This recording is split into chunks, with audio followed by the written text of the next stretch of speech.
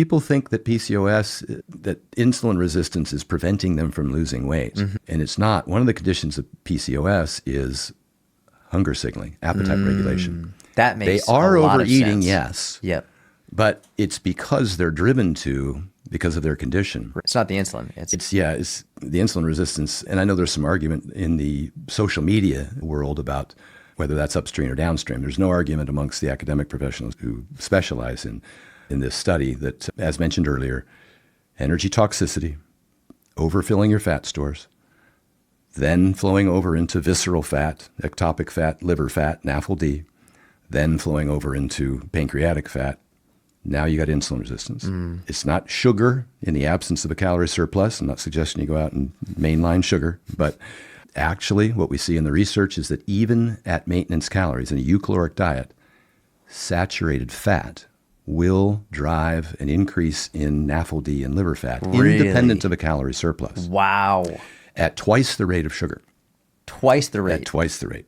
And now if you're in a calorie surplus, one of the biggest lessons that I've learned in looking at the research and with Damon's help is that when we give advice to a Hafthor Bjornsson or Mitchell Hooper or Elaine Johnson, we want to drive saturated fats as low as possible. And generally, we're in a lower fat diet overall. Yep. Fat's easier to store as fat, particularly in the calorie surplus. Carbohydrates, we might be able to utilize those for work. Might have obviously some liver glycogen, some muscle glycogen. And it's a little harder to convert, quite a bit harder actually to convert. A very small percentage of carbohydrates get converted into fat, maybe around 5%. We designed those diets specifically to try and prevent visceral fat accumulation, which can drive insulin resistance and all of the health problems that are downstream of that, such as high blood pressure and uric acid elevation and dyslipidemia. A lot of that happens from NAFLD, which, as mentioned, energy toxicity of any kind.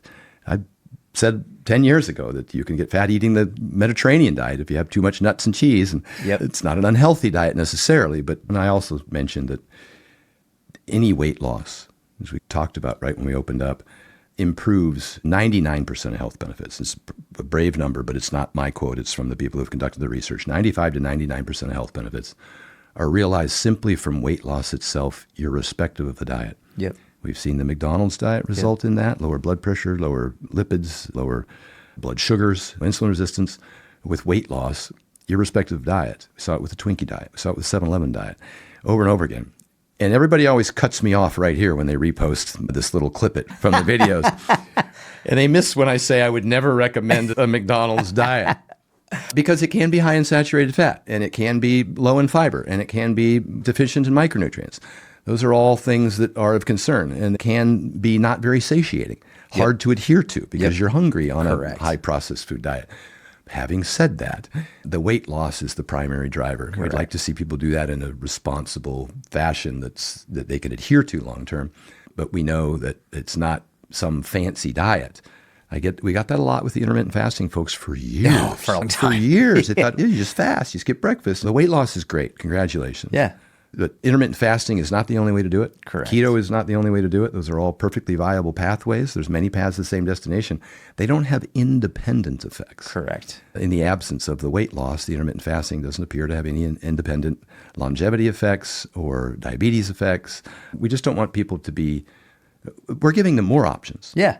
And the best diet's the one you'll follow. We're giving them more options rather than thinking that they have to follow a particular type of diet. And I know everybody's got their own favorite, and whatever worked for them, then they're going to extol the virtues and try and tell everybody they should try it. And I'm not opposed to people trying different diets to find out if one is more satiating. I think Lane uses the term, he say, that find the diet that is the least restrictive to you. Yeah, I love that. Yeah. That's right. It's perfect. Yeah. I noticed, because I ate a Big Mac every day for 30 days. I spiked my blood sugar. And I spoke about it. Number one, my health markers all improved. I was so hungry. Yeah. Because I'm also, as you can tell, I'm a pretty small guy. But like I was, a Big Mac took up almost a third of my daily calories. Yeah. And a Big Mac, they're pretty small. It's false advertising. They used to be much bigger. I remember in high school they were big. They were much bigger. Maybe I'm just bigger than I was then, but now they look tiny. They changed it for sure. I do remember in college, because I remember I was on the seafood diet every time I was on the dirty bulk.